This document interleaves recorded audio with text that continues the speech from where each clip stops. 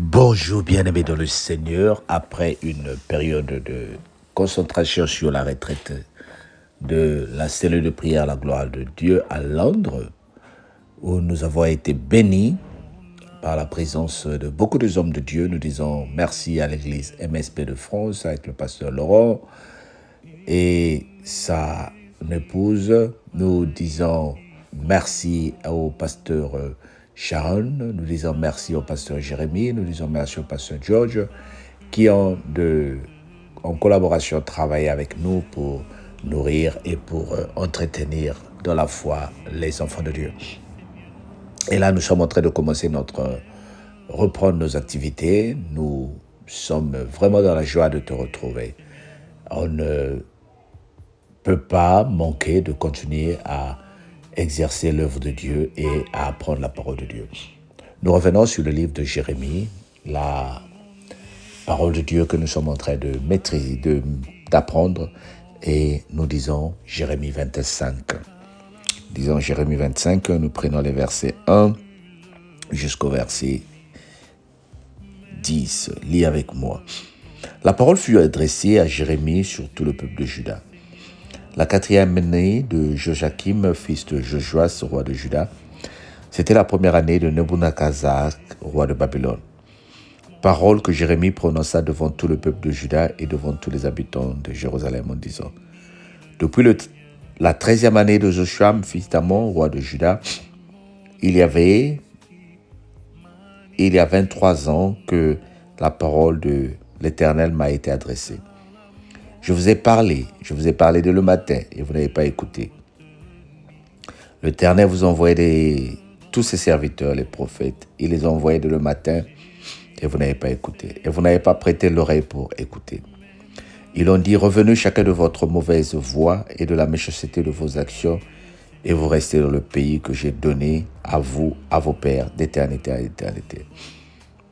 N'allez pas après d'autres dieux pour les servir et pour les vous prosterner devant eux. Et n'héritez pas l'ouvrage, ne méritez pas l'ouvrage de vos mains, et je vous ferai aucun mal. Mais vous ne m'avez pas écouté, dit l'Éternel, afin de mériter par l'ouvrage de vos mains pour malheur. C'est pourquoi, ainsi que l'Éternel des armées, parce que vous n'avez point écouté mes paroles, j'enverrai chercher tous les peuples de Septentrion, dit l'Éternel, et j'enverrai auprès de Nebuchadnezzar, roi de Babylone, mon serviteur.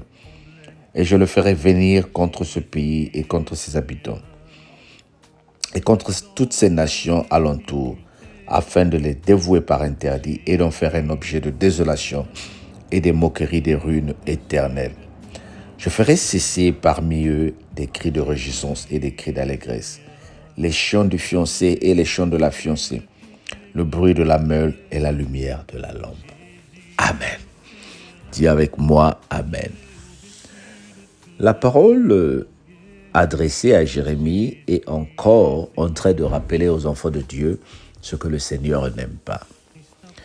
Vous entendez ici, comme le petit message que j'ai prêché hier sur les réseaux sociaux, le message du dimanche, la parole, c'est ce que le Seigneur nous donne. Et le diable a compris que nous aimons la parole. En tout cas, les chrétiens, surtout nous les chrétiens de la cellule de prière à la gloire de Dieu, et tous ceux qui nous suivent le matin, nous aimons vraiment la parole. Et j'ai remarqué même quand j'invite des gens pour venir dire, si je dis à une personne, viens diriger la prière pendant 1 heure, tu verras que la personne va prier pendant 20 minutes et elle va enseigner la parole pendant 40 minutes. Nous aimons parler, nous aimons la parole. Et les gens aussi aiment nous écouter. Et aujourd'hui, j'ai remarqué qu'il y a plusieurs personnes qui passent beaucoup de temps sur les réseaux sociaux à écouter les autres. Moi-même, parfois, je tombe dans cette tentation-là. J'aime écouter les polémiques, j'aime écouter les débats. Nous aimons la parole, n'est-ce pas? Nous aimons que les gens parlent, ça nous excite. Et ça nous rend parfois heureux.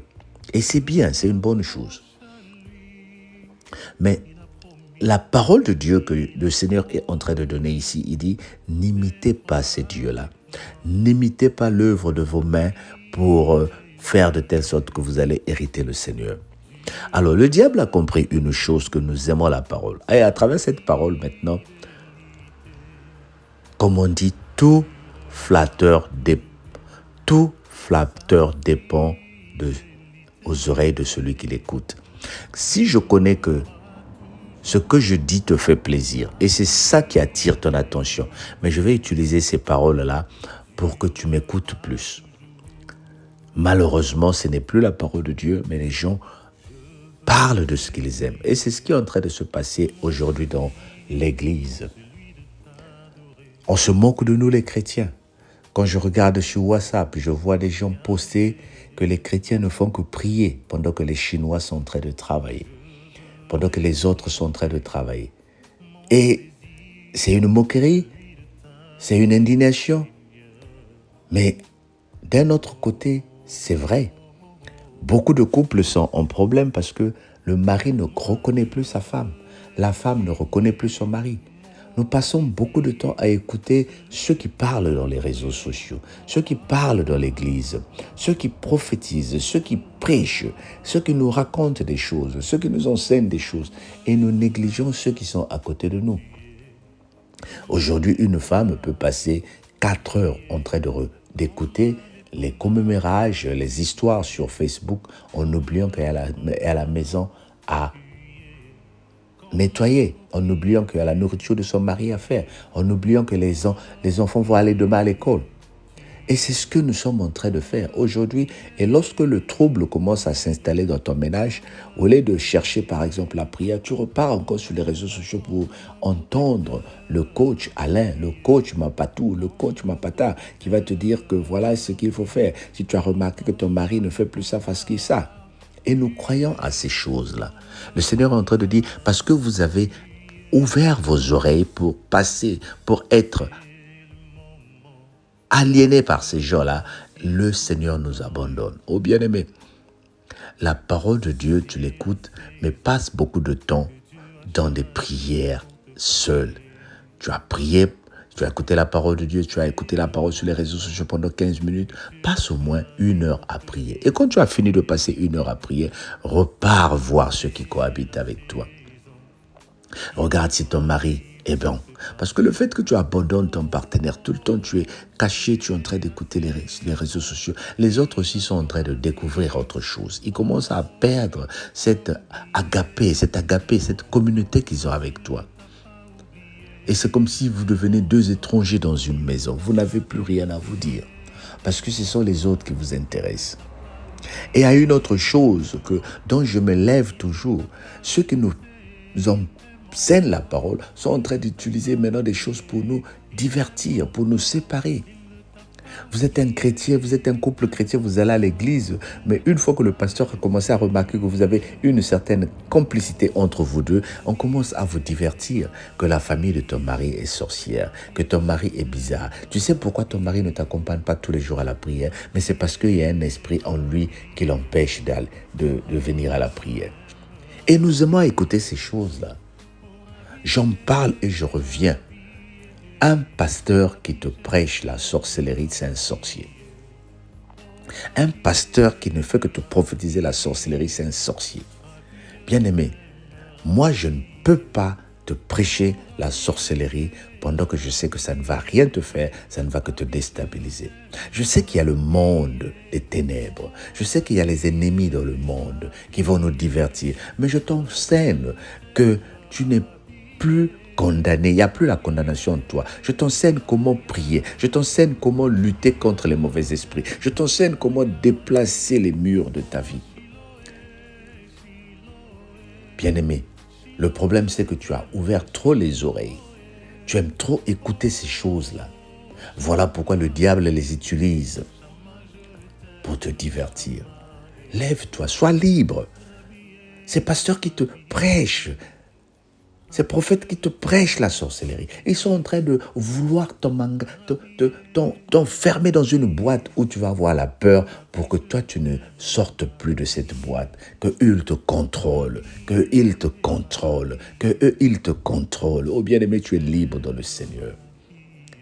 J'envoie ce message avec rage et je lance défi à un pasteur qui prophétise la sorcellerie, de m'appeler pour qu'on fasse un débat, pour qu'il me démontre où il a vu la sorcellerie et où il a vu les gens être libérés dans ça. Bien-aimé, lorsque nous venons dans le Seigneur, même s'il y a la sorcellerie en toi, tu dois être libéré.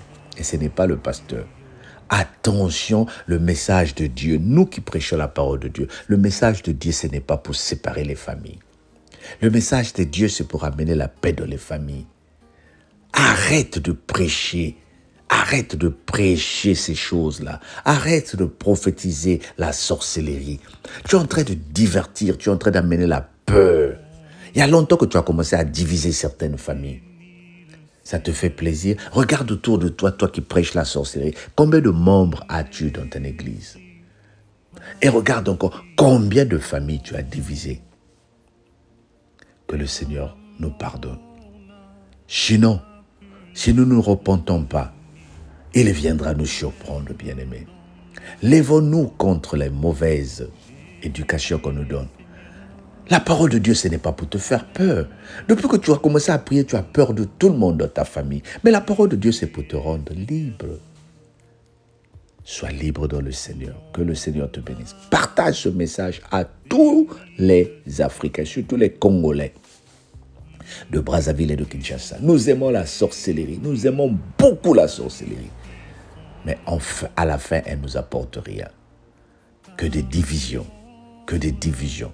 Je me lève contre ça parce que j'ai été victime des accusations de ces choses-là. Et je sais de quoi je parle. Maintenant, si quelqu'un pense que lui et moi, on est sorciers, mais qu'il vienne me défier, viens me le dire sur les réseaux sociaux. Laisse les chrétiens libres, laisse-les prier. Tu ne vois que les sorciers partout. Et tu as créé assez de dégâts. Maintenant, l'heure est arrivée. Et je prie pour que un homme de Dieu, une femme de Dieu qui va prophétiser encore le mensonge de la sorcellerie. Si tu ne te repens pas, cette année ne finira pas. Tu perdras la langue. Tu ne vas plus parler. Bokituka Baba. Continue à blaguer avec le nom de Dieu pour divertir les autres. Le Seigneur va te rendre fou ou il va te rendre et tu deviendras une folle. Fais attention à toi. Regarde la parole de Dieu. Écoute-la et mets-la en pratique. Que le Seigneur te bénisse. Amen.